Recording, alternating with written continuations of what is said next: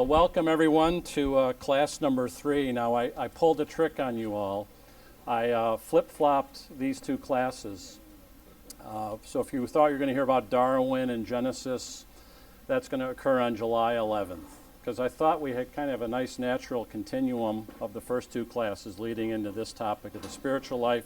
So I thought that would be more appropriate. Plus, it's best to talk about evolution, after the holiday, not before. As a reminder, no class next Tuesday. So we're taking July 4th off. Enjoy the holiday, and then we'll resume the following Tuesday. And of course, my weekly plug for RCIA this fall. So if you know anyone or you yourself are thinking about the Catholic Church as something you'd like to explore, the program starts in September, the first Sunday after Labor Day, September 11th at 11:15. So our topic tonight is grace in the spiritual life. Now, I'm going to start what feels like a long way away from the topic. You might thought I was going to launch into the Infant of Prague or the Sacred Heart of Jesus or something like that devotional. And I'm really going to start where I think our culture is today. But up to this point, we've been highly theological. This class will turn more practical, and you'll see that as we go. But we're now going to touch ground a bit more about what grace is and what's its significance to us in our daily lives. It's the so what question.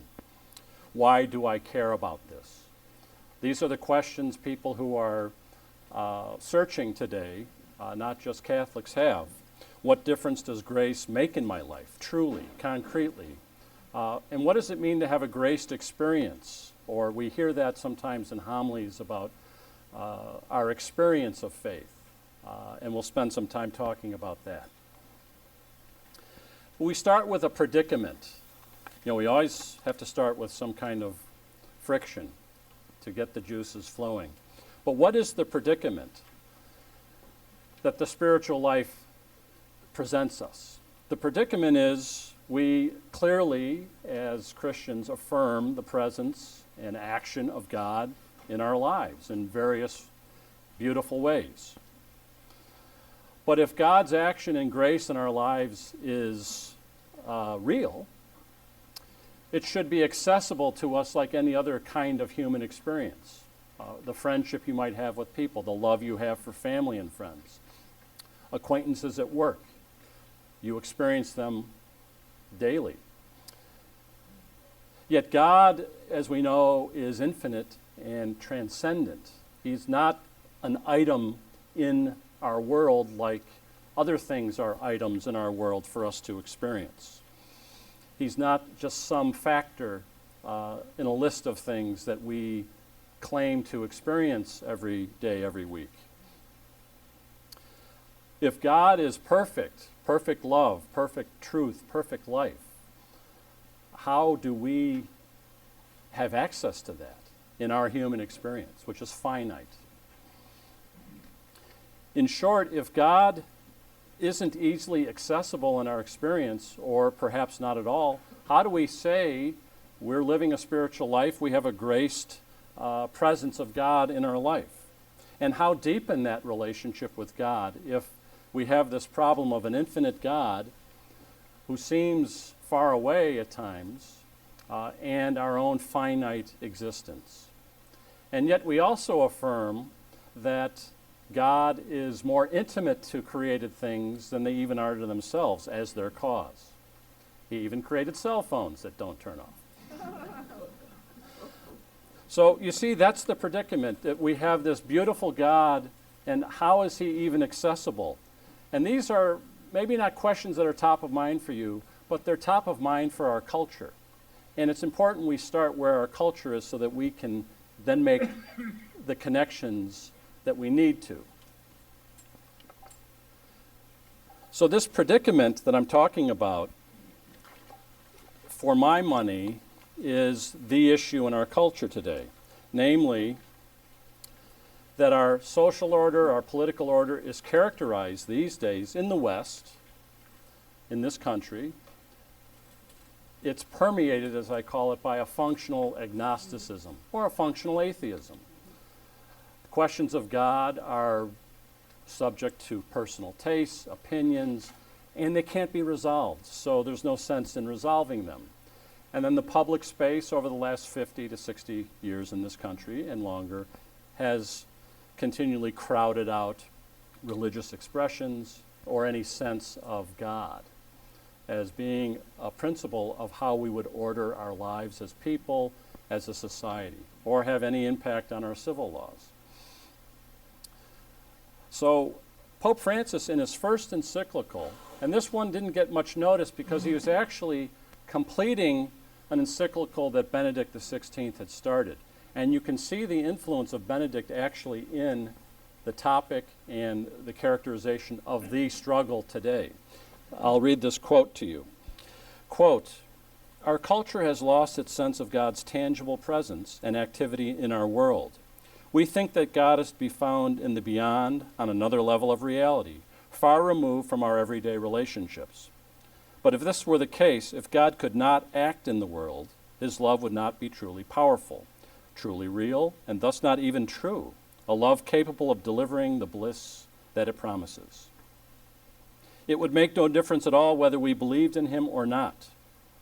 Christians, on the contrary, profess that their faith in God's tangible and powerful love, which really does act in history and determines its final destiny, a love that can be encountered, a love fully revealed in Christ's passion, death, and resurrection." So Pope Francis, and in part Pope Benedict, are calling out the fact that our culture today has lost this sense of God. And this, we are at a crisis point if you read through the rest of this encyclical and other works of Pope Benedict XVI. And if you take a step back, it would seem that the church encounters a major crisis about every 500 years. So Bishop Sheen and G.K. Chesterton were always fond of saying that in the first 500 years, we had the Christological controversies, the Council of Nicaea, all the way through the Council of Chalcedon in 451 AD. Who is Jesus? So a controversy over who is Christ. Fast forward the tape of history to the year 1000. We had a crisis over the Great Schism between East and West, Christ's head. Fast forward that tape 500 more years to the 1500s. We just spent a class on another crisis of the church, Christ's body. So what's the crisis now? It's really now a crisis over who is God? Is God? And what does it mean to be a human? So we seem to have this cyclical nature of our crises that strike at the root of society and our sense of ourselves and as a people. And this was very much top of mind for Pope Benedict XVI as the issue for society today. It's forgetfulness of God and the implications for the human person. If we continue, John Cyril, some of you may have heard of, perhaps not a household name, but he is a very famous Oxford professor, and he had a very good and interesting quotation in a magazine called Free Inquiry. And this is the dialogue that took place between the interviewer and John Cyril. So the interviewer asked, "We're a secular humanist magazine, the Free Inquiry magazine, which means that we like to think of ourselves as children of the Enlightenment. So we must ask, you, John, do you personally believe in God?" John Cyril: "I don't. Actually, the best remark about this was by Bertrand Russell at a dinner I attended when I was an undergraduate. Russell was 85 years old.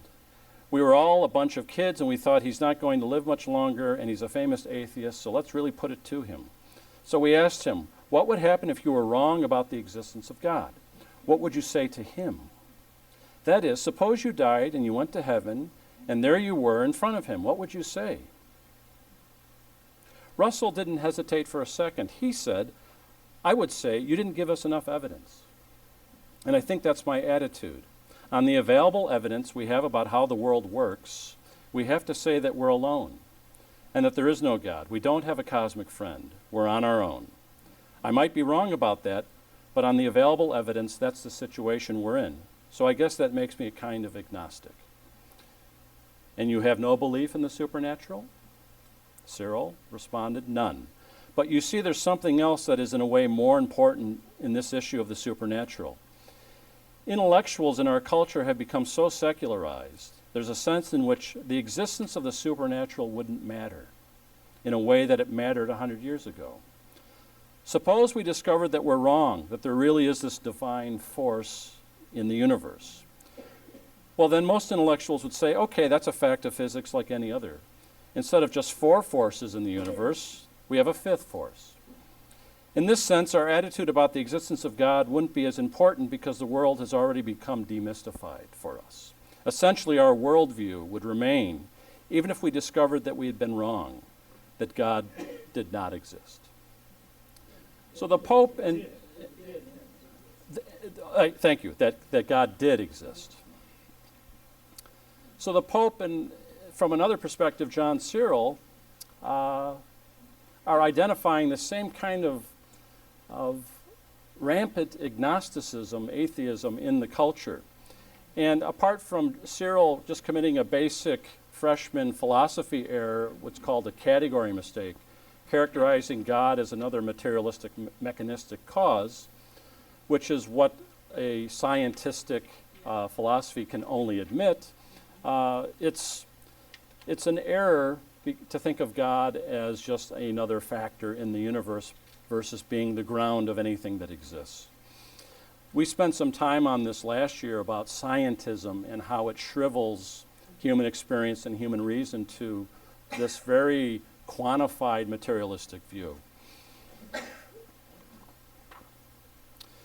Another legacy of the Enlightenment is reason sets itself up as the primary arbiter of what God means and what he can be in our experience.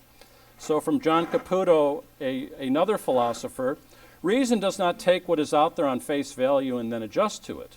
On the contrary, by reason we mean the authority to determine what is out there in the first place and to set the standards to which things measure up. That is what the age of reason, the Enlightenment, means. It all has to do with who has the authority and the power, faith or reason. God, the subject matter of theology par excellence, has come under the principles of reason, which are the jurisdiction of philosophy, rather than reason coming under God, the subject matter of theology. God has to stand in line like everyone else. What's fair is fair. You see how this is in the air today, and it's the context for how we conduct our spiritual life.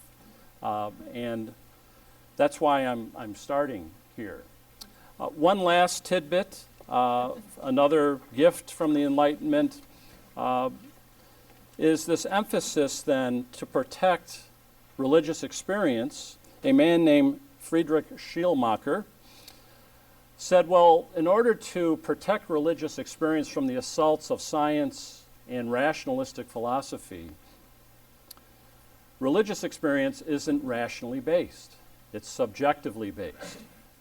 It's based upon my subjective experience of feeling God's infinitude, my dependency, and he developed several treatises along these lines. You could see what he was trying to do is protect religion, spiritual experience from the mind. And so that then launched a fundamental error that my experience of God creates a kind of equality between me and God. God can be experienced like any other thing in the universe. And it results in a kind of skewing, as we'll see, of the spiritual life. Quoting someone named Hans Urs von Balthasar, who was a priest who John Paul II, toward the end of his life, made a cardinal, a theologian, though he said he was not a theologian, even though he wrote many books of theology, and a Jesuit, was highly influential on Cardinal Ratzinger, Pope Benedict XVI, and John Paul in terms of their intellectual formation. And I'd just like to read a few quotations from him. God is not just one being among others encountered in this world and perceived by human senses and spiritual insight in an experience accumulated in the course of a lifetime. Hence, it is to be expected that one cannot experience God as one does a mundane thing or even a fellow human being. God is essentially our origin, from which we are sent forth not by a natural growth like a branch sprouting from a stem, but in sovereign freedom that sends us forth in our creaturely independence and freedom. If we view God and man only as the opposites, creator and creatures, this feeling is comparable to the groping of a blind person who, beyond this space crammed with finite objects, fumbles around in infinity trying to find something to touch with his spiritual hand. So you see how he's responding to what John Cyril was presenting, that if you're trying to find God as just another item in your experience and you're groping to find that, you will not find God that way. And what von Balthasar will develop in this work and others is a kind of theology based upon a spiritual experience of God's presence and absence. And we'll dive into that in a moment. But you see what we're left with from a secular point of view. Because you might be asking yourself, Charles, why are you starting this way? I thought we were going to talk about grace and the spiritual life. Well, the reason is that this is the culture we're living in now. And if we don't know where it's coming from, we won't be able to evangelize that culture as well as lead our spiritual lives in that culture. So that's why I'm starting this way. And if you read contemporary authors, they're not so contemporary anymore, someone like a Jean-Paul Sartre, even though we would reject his existentialist philosophy in general, when he writes about the anguish of the person who is left with nothing but their own freedom, by which they can then construct what it means to be human, anguish sets in, because we have these aspirations for what's beautiful, what's infinitely true and loving, and we can't get there. This is the anguish that French existentialism spends so much time talking about. So the reason why you read people you may disagree with is because they still have talent to describe life without God really well. And if you read the French literature of the time and later, people like Albert Camus or people like Thomas Mann, they are dramatizing what the human project is left with when God doesn't exist. And then, of course, we have the workers' paradises that wanted to replace God in societies in the 20th century, which turned Eastern Europe into one large concentration camp. And so we have all these utopians that without God, you're not just left with a neutral society. It's never just benign relativism. And we talked about this last year, that when God vacates the scene, you're not left with a glass of tap water. You're left with camps, you're left with speech codes, you're left with atheism, you're left with schools being closed because they were started by Catholics or Christians, and so on. And we see that in our country. If you would like to offer adoption services, what are your views on same-sex marriage and giving children up for adoption to those couples? If you're Catholic Charities, it means you're no longer free to provide adoption services in this country. So it's coming our way, and so this is why I'm starting where I'm starting, because this is no longer about simply our latest novena that we want to talk about, and I'm not in any way shortchanging novenas. They're important. I'm talking about the context by which we're leading our spiritual lives today. So continuing, one last point on this. This is from an article written in a magazine, a theological journal, Nova et Vetera, by a German theologian, Reinhold Hutter, who I actually had an opportunity to have dinner with about a year ago. And he was teaching at the seminary here in Mundelein for about a year as part of a chair, an endowed chair. And he was able to spend some time with people like myself, which was a great opportunity for me to meet him. And he also gave some great talks on conscience in Cardinal Newman. But he grew up in Germany, kind of ground zero for relativism and atheism, and was sharing interesting experiences there in academia in Germany. You think it's bad here? So, but he wrote an interesting article on what I call, and what he called, the sovereign self, which is the icon today. If the icon of medieval times was the Madonna with child, the icon today is a selfie on my cell phone. That is the dominant image that characterizes our society. So let me read a few passages to you. Quote, thus the modern subject vacillates between two competing self-images. On the one side, we find the Gnostic angelism of the disembodied sovereign self that may submit to its will an absolutely malleable and fluid exteriority. By that he means the body. I'll stop there, and you might be saying, what the heck is he talking about? Bruce Jenner is what he's talking about. If my sexuality, based upon my body and biology, is provisional and subject to my higher choice, my true spiritual self, then I can advance that identity, and now we have laws protecting that. That's what he's talking about.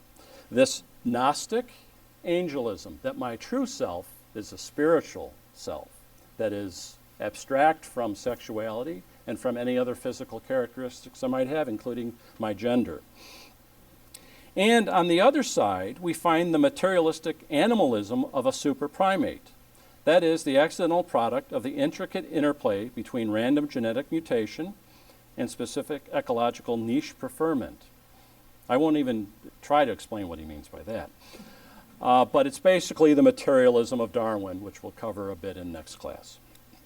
The extremes touch each other insofar as transhumanism, which is actually a real movement, by the way, an outgrowth of the fantasies of the sovereign self, and posthumanism, the reductive understanding of the human being as superprimate, coincide in their de facto erasure of the embodied rational being, the animal rational. As always, so also in our contemporary context, deeply shaped by the utopian pretenses of transhumanism and posthumanism, sovereignty, the sovereignty of the self, has two aspects: the sovereign agent and the objects upon which sovereignty is exercised.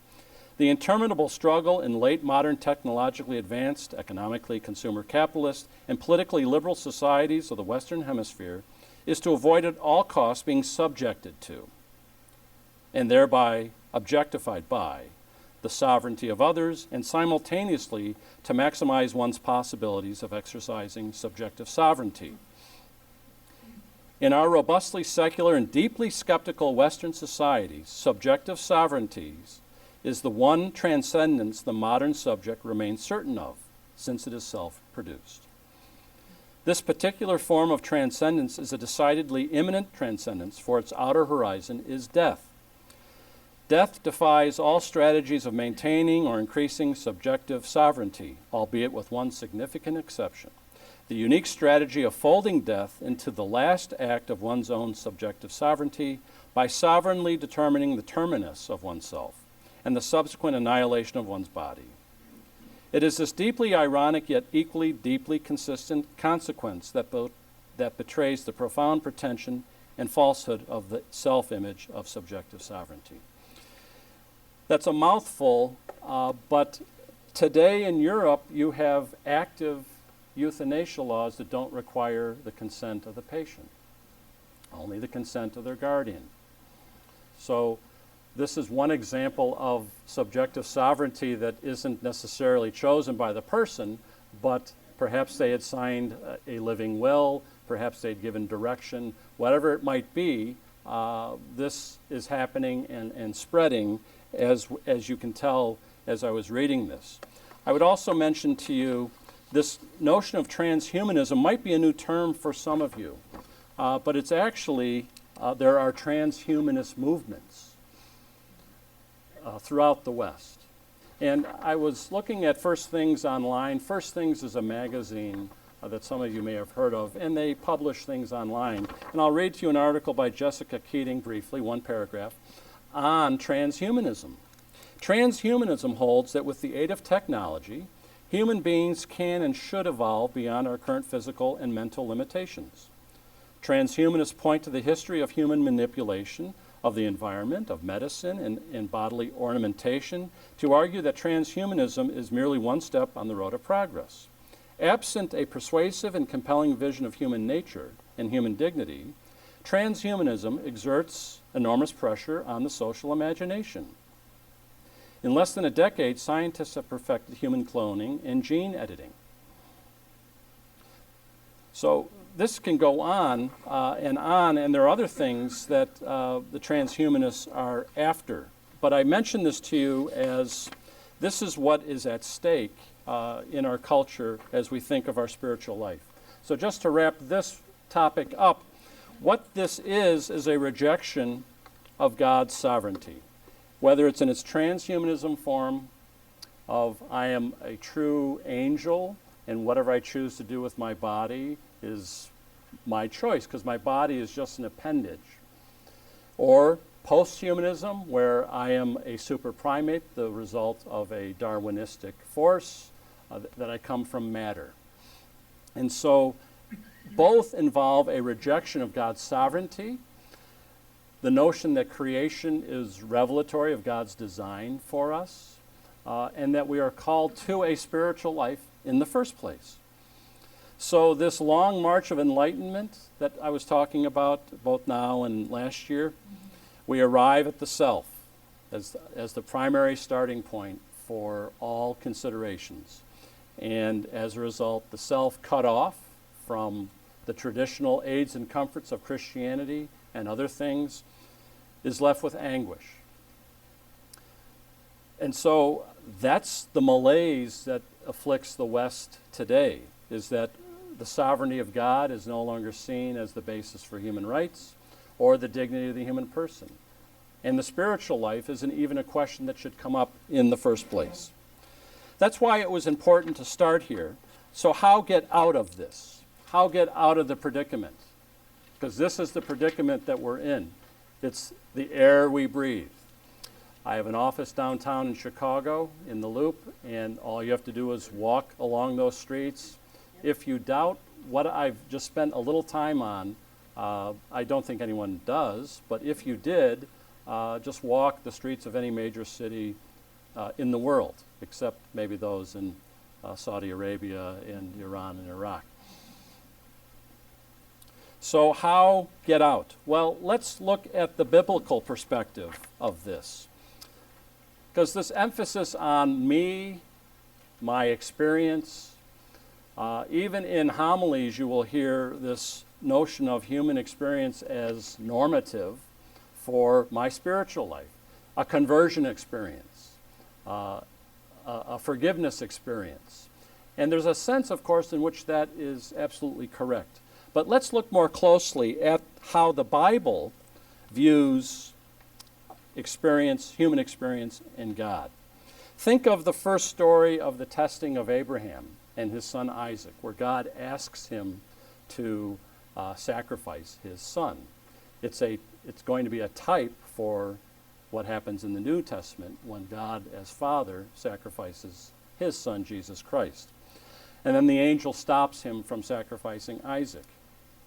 So there was a testing of Abraham, and God was pleased that Abraham faithfully was going to follow God's instructions, even if it meant killing his son Isaac. Or think of Paul's conversion story in Acts of the Apostles. We don't really hear about Paul's subjective conversion experience, do we? We just hear that he converted. That Paul on the road to Damascus hears the Lord saying, "Why are you persecuting me?" It was an interesting question that Paul was asked. Paul was killing Christians, and yet Jesus said to him, "Why are you persecuting me?" Well, Paul was attacking the body of Christ, so the head complained. If someone kicks you in the shins, your head complains.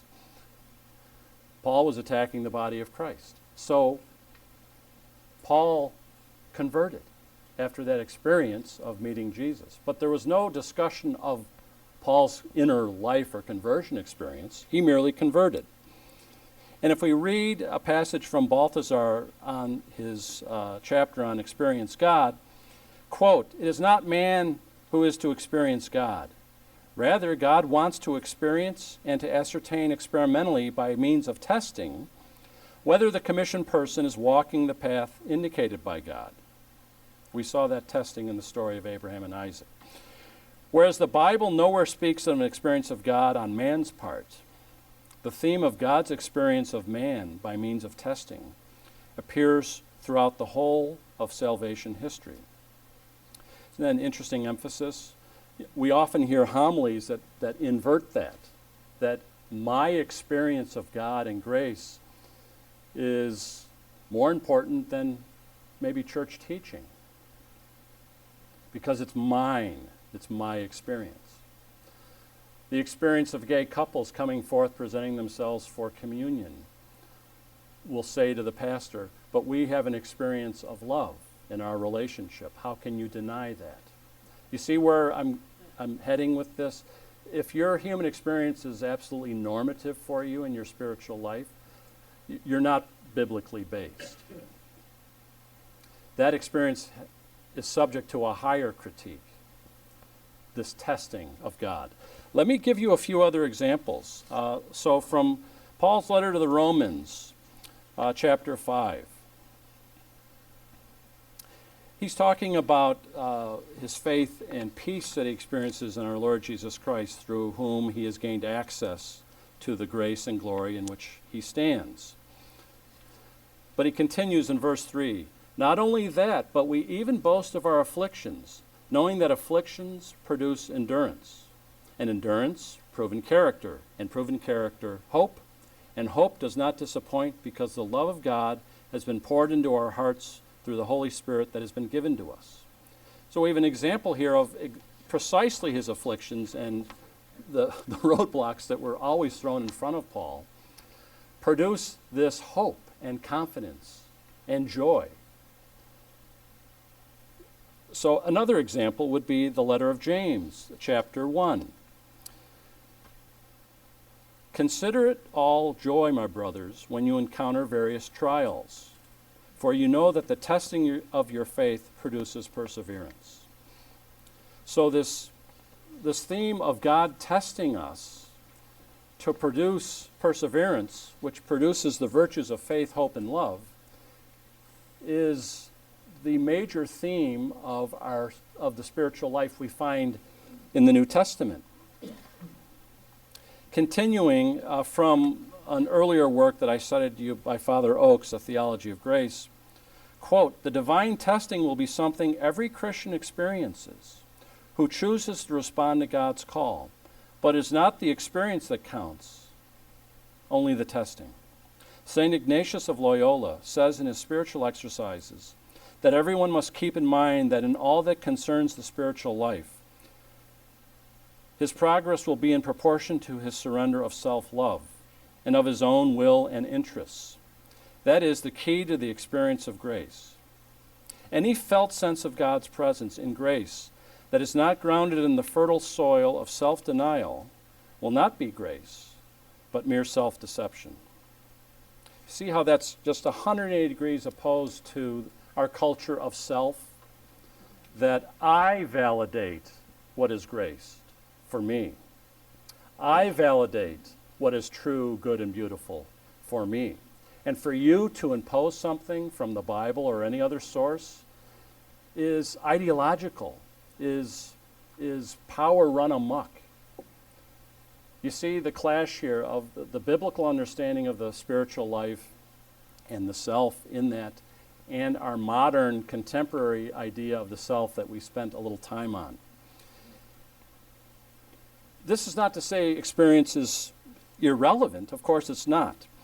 As I mentioned here, it's not about suppressing the experience of God. It's about discerning what is God calling me in that experience to do, to believe. And we could cite many examples of this in our culture, in our society, even in our church. Couples who are Catholic, let's say, who are unable to have children, but believe the church is calling them to have a full family, and they explore artificial insemination and in vitro fertilization technologies, which run counter to the church's teaching on love and sexuality, but they want their children. And so the fact that there are frozen embryos that are kind of a collateral damage of that we can deal with that because I want what I want. There are many examples I could present that illustrate this sovereign self clashing with the spiritual life that the Bible and the church present. There are other examples to point to about the prophets of the Old Testament. The prophets are always kind of reluctant and unwilling participants initially. You can think of Jonah. You could think of many examples, but I'll pick two, Ezekiel and Jeremiah. So Ezekiel, chapters 2 and 3. Chapter 2. The voice said to me, Son of man, stand up. So God is saying to Ezekiel, stand up. I wish to speak to you. As he spoke to me, the Spirit entered into me and set me on my feet. And I heard the one who was speaking say to me, Son of man, I am sending you to the Israelites, a nation of rebels who have rebelled against me. They and their ancestors have been in revolt against me to this very day. Their children are bold of face and stubborn of heart. To them I am sending you, and you shall say to them, Thus says the Lord God. And whether they hear or resist, they are a rebellious house. They shall know that a prophet has been among them. But as for you, Son of man, do not fear them or their words. Do not fear, even though there are briars or thorns and you sit among scorpions. Do not be afraid of their words or be terrified by their looks, for they are a rebellious house. You must speak my words to them, whether they hear or resist. But you, Son of man, hear me when I speak to you, and do not rebel like them. Open your mouth and eat what I'm giving you. It was then that I saw a hand stretched out to me, and it was a written scroll. He unrolled it before me. It was covered with writing front and back. Written on it was lamentation, wailing, and woe. And then continuing in chapter 3, but the house of Israel will refuse to listen to you, since they refuse to listen to me. For the whole house of Israel is stubborn of brow and hard of heart. Look, I make your face as hard as theirs, and your brow as stubborn as theirs. Like a diamond, harder than flint, I make your brow. Do not be afraid of them or terrified by their looks, for they are rebellious. So Ezekiel was not thrilled with this commission and tried to get out of it. And then we have probably the most famous example in Jeremiah chapter 20. And this one is one of my favorites. And Jeremiah, after a career of being a largely unsuccessful prophet, he was dropped down a well, he was made fun of, not listened to, on and on. He finally writes in chapter 20, You seduced me, Lord, and I let myself be seduced. You were too strong for me, and you prevailed. All day long I am an object of laughter. Everyone mocks me. Whenever I speak, I must cry out. Violence and outrage I proclaim. The word of the Lord has brought me reproach and derision all day long. I say I will not mention him. I will no longer speak in his name. But then it is as if fire is burning in my heart, imprisoned in my bones. I grow weary holding back. I cannot hold it in. So you see this conflict in Jeremiah as well, of this commission that is, as a prophet, has gotten him in all kinds of trouble. And God is testing him, though. And he ultimately sees it, and he knows he's being tested, and he knows he's been seduced, And he even says, I can't resist this, and in fact, I can't keep it in. So we see this divine testing continually through the Old Testament and the prophets, and of course, in the New Testament, Jesus is characterized by his obedience to the Father even unto death. So our modern preoccupation with the self and our New Age spiritualities that worship the self clash with the biblical notion of the spiritual life, the call of the prophets, and we shouldn't throw that baby out with the bathwater as much as we should try to discern in our human experience what God is calling me to do based upon what he has revealed. But as Balthasar continues in this article on Experience God, quote, the law of renunciation can become very difficult for the individual in times when genuine ecclesial life finds feeble expression, and numerous sects offer the enticement of immediate experiences. What he's referring there to is, quite simply, oftentimes Catholic masses are done badly and turn people off and turn people away. We have priests who, unfortunately, often say Mass as if they're in a hurry to be somewhere else, or homilies that are not inspiring, or music that is terrible, or architecture that resembles a Pizza Hut. And so this is what he means by when genuine ecclesial experiences find feeble expression, meaning they're not inspiring. And so he says the temptation to go to another religion, it could be an evangelical church that has great music and great preaching and large crowds of enthusiastic people. That's the enticement that he's referring to. But no one who experiences this difficulty should think that the mystic, with his apparently immediate experiences of divine things, has an easier life. For every true mysticism, however rich it may be in visions and other experiences of God, is subject at least as strictly to the law of the cross, that is, of non-experience, as is the existence of someone apparently forgotten in the desert of secular life. Perhaps the mystic has to pass through dry periods that are even more severe.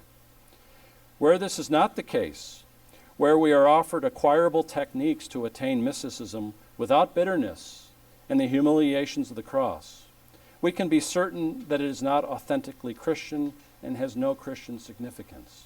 What comes to mind for me here are the Sunday morning Gospels of Prosperity shows. Not to pick on him, because he's got a great dental plan, but Joel Osteen,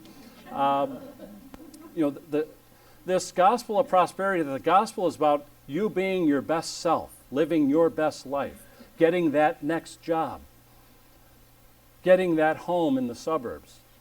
That's the gospel of prosperity that has captivated many preachers. And again, there's just been a little sleight of hand move that what the gospel is about is validating all the things you want in life and helping you get there. And we even, sadly, will hear homilies from time to time from Catholic priests that what the faith is about is here and now, giving you things or allowing you answers to questions that you need to live. Now, there's a sense in which that's true, but as we all know, there are human experiences where there is no answer to be found in this life. And yet we are still being tested to walk forward in God's path. So this is the point that Balthasar is after. To take this a step further,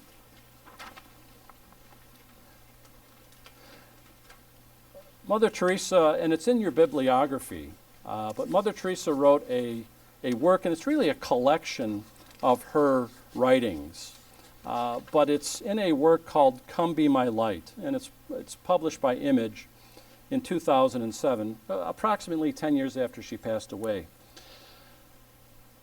I had the wonderful opportunity of meeting Mother Teresa a few times in the late 70s and early 80s.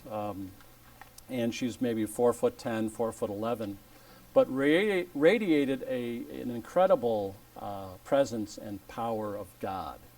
And perhaps, I think everyone knows who she was, but she was a saint, is a saint, who spent her life in India and other poor places, helping the poorest of the poor in all of their corporal needs, corporal works of mercy, whether it's comforting a person who's about to die on the sidewalk, giving them food, cleaning them up, cleaning wounds, and just this dynamo that no one could believe the work that she did. And she started a house of religious nuns in Calcutta, I want to say in the late 1930s. And this spread throughout the world. Her houses of what I call battalions of civilization in the poorest of the poor areas of the world. And people were astounded by how could this small, frail nun accomplish so much for the world's poor from a spiritual perspective. If you looked at her routine, she would spend an hour every morning in Eucharistic adoration and would often say that I spent an hour with the Lord and then I just saw the Lord and everyone else that I met that day. And she saw in the poor the suffering of Jesus Christ. But what's interesting is she kept this up for 60 plus years. And when this work was published about 10 years ago, people's jaws dropped. And people's jaws dropped because she experienced a dark night of the soul, which she claims in her writings lasted about 60 years, where she had wonderful consolations of Jesus, and there came a point where through her prayer and experience of Jesus was told by him that this would be the last time she would experience his presence in this life.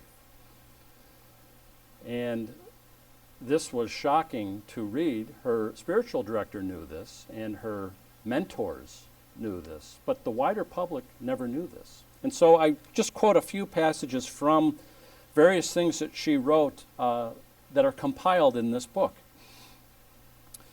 Quote, "Do not think that my spiritual life is strewn with roses. That is the flower which I hardly ever find on my way. Quite the contrary, I have more often as my companion darkness.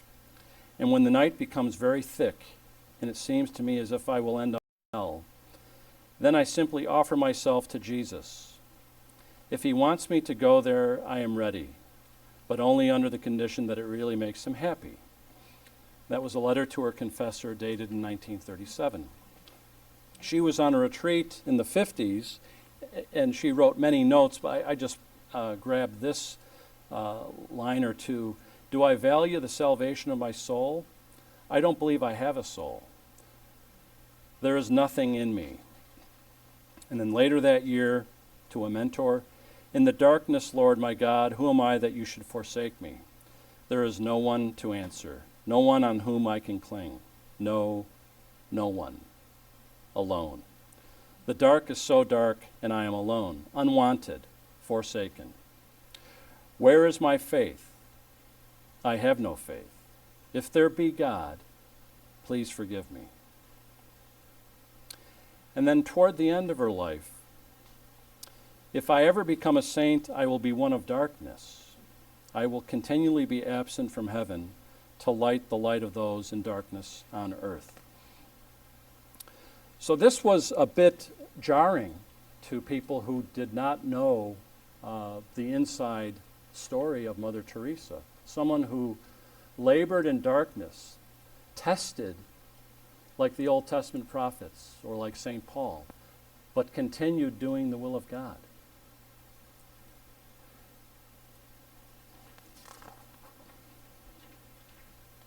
So continuing our discussion then, and there are many other saints that I could point to who would have similar expressions. And so the points I make here are our experience should not be the focus, but doing God's will. Don't seek a conversion experience, but a true conversion of your mind and heart to God, who is goodness, truth, and love. This is not to reject human experience at all. That's not the point I'm making. And we experience God's will in our lives. I'm not suggesting that does not happen either. But what I am saying is that always must put in the context of first, do the will of God, and your experiences will be what they will be, both consoling and at times dry. Seek first not a feeling of love and forgiveness, but turn toward God in true humility to see how he loves and forgives, and then go do the same. Balthasar, in another work called The Grain of Wheat, describes it this way. It would, of course, be absurd to say that the notion of experience has no role to play in faith. It certainly does, in a sense of vocation, in detecting the movements of grace, and in reading the signs of the times. But still, all of that is secondary to the one thing necessary, which is God's will. Through prayer, we should come to perceive and savor God within us. And yet, in prayer, we should not be seeking enjoyment, but rather the pure service of God. In order for us to learn how to unite both things, our experience and God's will, God takes us to school, which consists in a continual alteration of consolations and abandonments until we have learned how one can even enjoy in a wholly selfless manner. Now, I could talk about other saints. The ones that come to mind that are the classic masters are people like Thomas à Kempis, The Imitation of Christ, or St. Francis de Sales, An Introduction to a Devout Life. In fact, St. Francis de Sales was canonized by the Catholic Church, and he was so beloved that the Anglicans also made him a saint. And this all occurred in the 16th and then 17th centuries. But what I'd like to move to, and these slides are not in your deck, but if you look at the lives of the saints in general, and these are simplifications, but I always like to get to the headlines for you as fast as I can. But there are things that characterize the spiritual life that we've been talking about.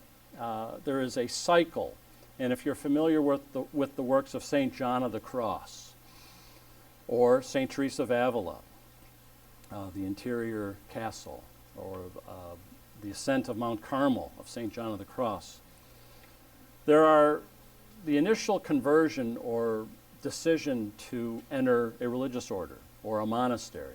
And there's consolations that are associated with that. God gives us a little tailwind spiritually. But all of these writers talk about the inevitable dryness in their prayer life, in their spiritual life that occurs. By dryness, we mean incredible distractions. We mean absence of God. I don't experience God in any way, shape, or form. Everything is dark. My fellow priests or nuns are rubbing me the wrong way constantly. This creates a detachment from these things. Why did you expect to be comfortable in the first place? St. Teresa of Lisieux talked about once when she was doing laundry with the other nuns and cleaning clothes for the convent, that the other nun was splashing dirty water in her face, unknowingly, washing the clothes. She was about to turn to the nun and say, "Stop that." And she realized, well, this is what happened to Jesus on the way to the cross when he fell 3 times. So I'm going to purify this and not say anything about it. And was continually splashed with dirty water. Now that little vignette, it's hard for me to understand. I would have thrown an elbow. But you see what the saints do. They detach from the stuff that gets in the way of union with God. So this cycle continues of dryness, detachment, and then a deeper union with God, which creates another round and deeper round of consolations. And then this repeats throughout life. And we have this in our own state of life. If you are a married couple, you have the joys of the engagement, the wedding day, early days of marriage. And then you settle in as the years go on to the task of living together, actually. So this cycle occurs in the married state as well. The joys of married life give ways to maybe the nursery and the sounds of the nursery. Priests experience this. Priests, when they say Mass for the first time, do you think that's the same experience when they say Mass 10 years in to their priesthood, 20 years in? How do you think a seminarian is on his first sick call in the hospital, in an emergency ward, versus a priest who's been a priest for 40 years visiting a hospital? There's this constant purification that goes on in every state of life, where the attachments you had that made you take those first steps, God wants to deepen that. He wants to deepen your relationship with your spouse, with your vocation, with Him.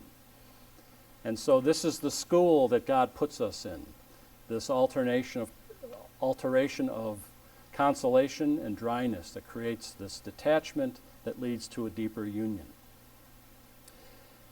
Immature people want to cling to that initial experience and try to put a headlock on it forever. So whether that means going through 3 wives or 33 wives or spouses, what people are trying to recreate is that honeymoon period on a permanent basis.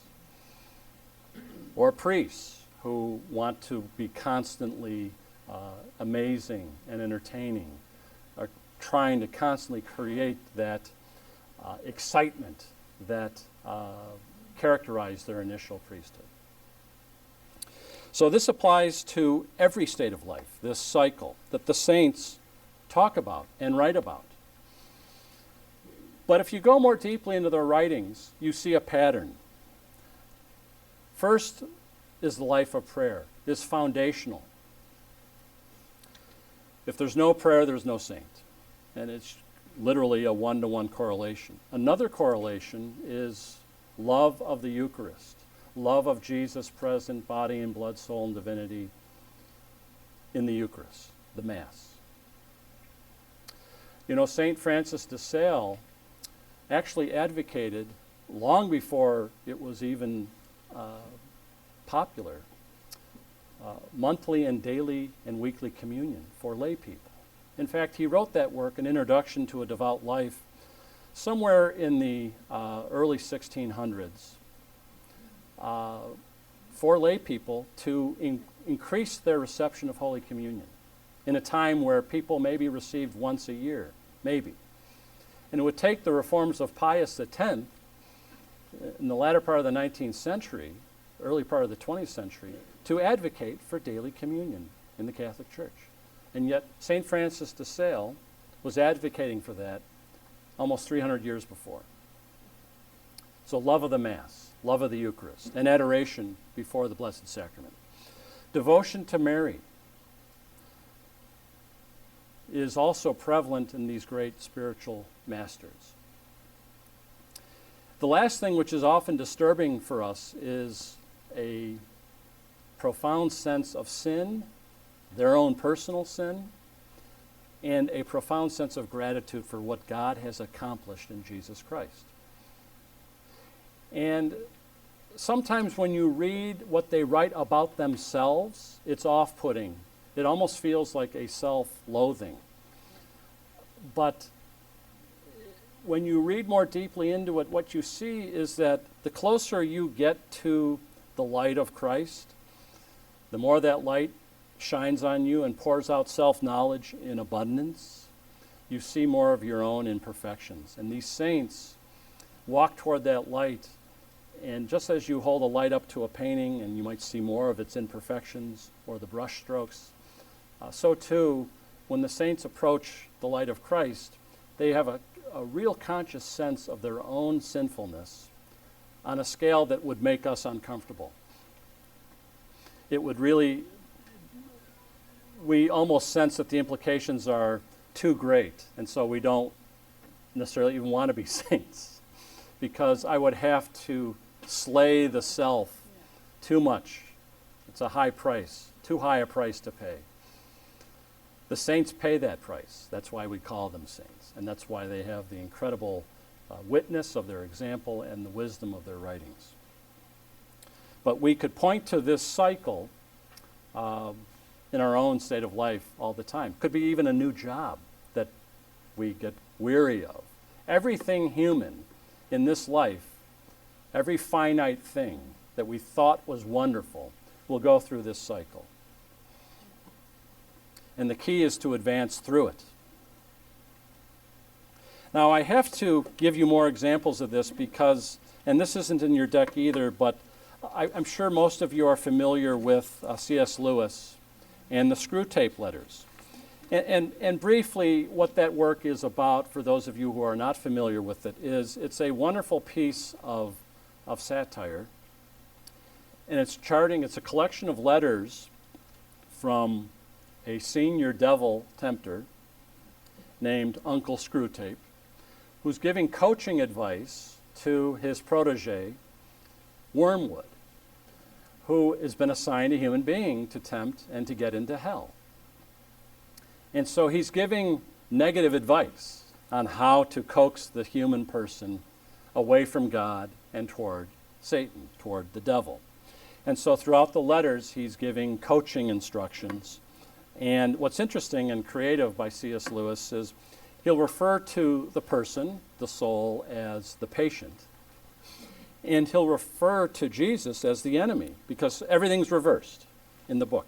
And I just want to read two sections briefly, so don't worry, of advice from the devil's perspective. So Uncle Screwtape is now giving some coaching instructions to Wormwood, and the subject is prayer. The best thing, Wormwood, where it is possible, is to keep the patient from the serious intention of praying altogether.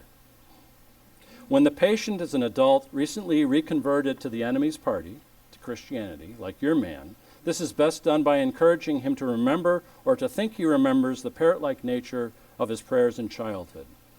In reaction against that, he may be persuaded to aim at something entirely spontaneous, inward, informal, and unregularized.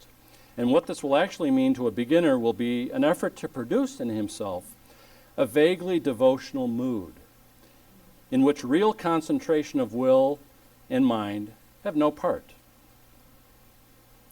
One of their poets, Coleridge, I think, has recorded that he did not pray with moving lips and bended knees, but merely composed his spirit to love and indulged a sense of supplication. Now, Wormwood, that is exactly the sort of prayer we want. And since it bears a superficial resemblance to the prayer of silence as practiced by those who are very far advanced in the enemy's service, clever and lazy patients can be taken in for it for quite a long time. At the very least, they can be persuaded that the bodily position makes no difference to their prayers, for they constantly forget what you must always remember, that they are animals and that whatever their bodies do affects their souls. It is funny how mortals always picture us as putting things into their minds. In reality, our best work is done by keeping things out. If this fails, you must fall back on a subtler misdirection of his intention. Whenever they are tending to the enemy himself, we are defeated. But there's always ways of preventing them from doing so. The simplest is to turn their gaze away from him toward themselves. Keep them watching their own minds and trying to produce feelings there by the action of their own wills. When they meant to ask him for love, let them instead try to start manufacturing loving feelings for themselves and not notice that this is what they are doing. When they meant to pray for courage, let them really be trying to feel brave. When they say they are praying for forgiveness, let them be trying to feel forgiven.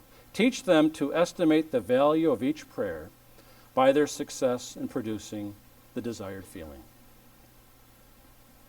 And never let them suspect how much success or failure of that kind depends on whether they are well or ill, fresh or tired at that moment.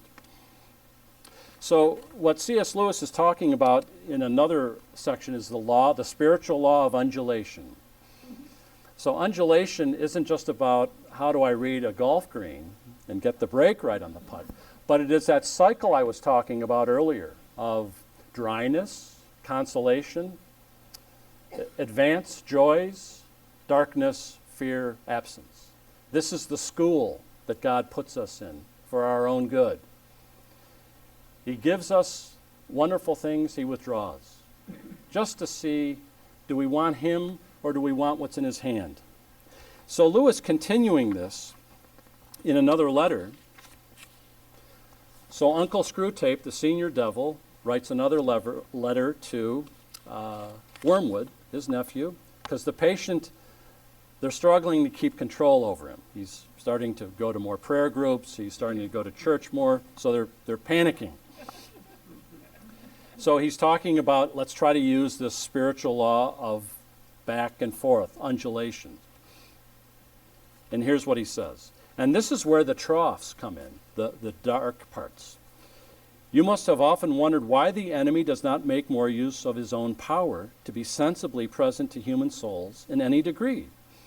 He chooses, and at any moment. But you see now that the irresistible and the indisputable are the two weapons which the very nature of his scheme forbids him to use. Merely to override a human will, as his felt presence in any but the faintest and most mitigated degree would certainly do, would be for him useless. He cannot ravish, he can only woo. For his ignoble idea is to eat the cake and have it. The creatures are to be one with him, but yet themselves. Merely to cancel them or assimilate them will not serve him.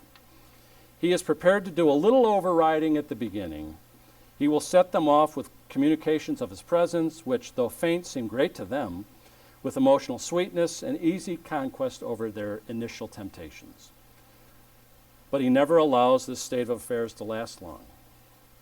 Sooner or later, he withdraws, if not in fact, at least from their conscious experience. All those supports and incentives. He leaves the creature to stand up on its own legs, to carry out from the will alone duties which have all lost their relish. It is during such trough periods, much more than during peak periods, that it is growing into the sort of creature he wants it to be. Hence the prayers offered in the state of dryness are those which please him best. We can drag our patients along continually by tempting because we design them for our table in hell. And the more their will is interfered with, the better for us. He cannot tempt to virtue the way we tempt to vice. He wants them to learn to walk and must therefore take away his hand. And if only the will to walk is really there, he is even pleased with their stumbles. Do not be deceived, Wormwood. Our cause is never more in danger than when a human, no longer desiring but still intending to do our enemy's will, looks around upon a universe from which every trace of him seems to be lost and vanished, and asks why he has been forsaken, and still obeys. Very interesting advice to the junior devil, talking about this law of undulation in the spiritual life, of the peaks and the troughs that God uses to purify our will, to strengthen our will. So I just wanted to give you, some concrete examples of this law of undulation. And we should be back into the deck. At least I hope we are. Okay. So we can say with St. Paul and Mother Teresa, St. Mother Teresa of Calcutta, the spiritual life is a life of little things done with great love. And it is a hidden life that Paul talks about, but not in the sense of invisible, but preoccupied with the one thing necessary, doing the will of God, the higher things. And as we read in Paul's letter to the Colossians, if then you have been raised with Christ, seek the things that are above, where Christ is seated at the right hand of God. Set your minds on things that are above, not on things that are on earth. For you have died, and your life is hid with Christ in God. So this mystery of God's hiddenness in our life, that he's not tangibly present the way we'd like him to be, and that our human experience is subject to testing and is not just the norm by which we act, is hard and difficult for us to grasp. We want our experience to be validated. We want our way. And God actually has higher plans for us and actually wants what's good for us more than we want what's good for us. You know, St. John of the Cross wrote that the human mind is the greatest idol-making machine in the universe. And he wrote that during his work on the dark night of the soul. That often the human contribution to our spiritual life is the idols we create, and we associate God's action with that mental construct. So the point of tonight was to suggest that the saints in this presentation of the spiritual life as this law of undulations holds the key to building a spiritual life and union with God on a deeper and deeper and deeper level throughout our life. We are never done. In a class or two before, the focus on compliance with rules, of course, is important, but it's all on account of this union we ought to be seeking with God. I'll close with a quotation from Pascal, and we'll leave the G.K. Chesterton quote for another time. But I've always thought this was an interesting quotation from Pascal. God wanted to be hidden. If there were only one religion, God would be clearly manifested. If there were martyrs and only one religion, the same. God being therefore hidden, any religion which does not say God is hidden is not true. And any religion which does not give the reason why does not enlighten. Ours does all this. Truly thou art a hidden God. Isaiah 45:15. So I covered a lot of ground there without making time for questions, but I wanted to give a classical perspective on the spiritual life. And I didn't talk about particular devotions. I didn't talk about the sacraments. I didn't talk about how to be present at Mass, because there's something that undergrounds all of that. And what that is that cycle of that spiritual law of consolation, detachment, dryness, deeper union, which repeats all throughout our lives. And the key is to, as the saying says, life is like a bridge. Pass over it, but don't build on it. And our spiritual life should have this kind of uncertainty in the sense of we have 1 foot in eternity already and 1 foot here on earth. We shouldn't get too comfortable with our spiritual life because of this open-ended nature of this cycle that all the saints talk about when they write about this. So with that, we have time for comments and or questions. So the question is, in the writings that we were looking at of St. Mother Teresa of Calcutta, where she's talking about this deep darkness that she experienced, or other saints who write in ways about themselves that are very shocking, how negative they are about themselves. Could this be cases of depression of some kind, of some kind of psychological condition, and so on? And the way I would respond to that in the case of Mother Teresa is she actually cited this in the late 1930s as something Jesus said was going to happen to her. And so to in her case, to accept what you're saying means she made that up to explain. I'm sorry? Yes. So when the saints talk about this, they talk about it in ways that that wouldn't be your first conclusion necessarily, though we would be astonished at what they write about. So could there be psychological conditions at work? Certainly there could be. But in St. Teresa of Calcutta, she wrote about it in the 1930s as something that Jesus said was going to happen to her. St. Paul speaks of a thorn in his side that the good Lord gave him. So it's unclear that it's just reducible to that, and it's more likely it's what they said it was. Right, that was what was so shocking about the book that was published, is This was going on the inside, and yet she was this pleasant, joyful, happy, incredibly productive person. Yes? Right. And often these saints are under obedience writing these things down because their superiors have said, we want you to keep a diary, we want you to keep a journal, because they knew this would be valuable for others one day. So, yes, question back there. Sure.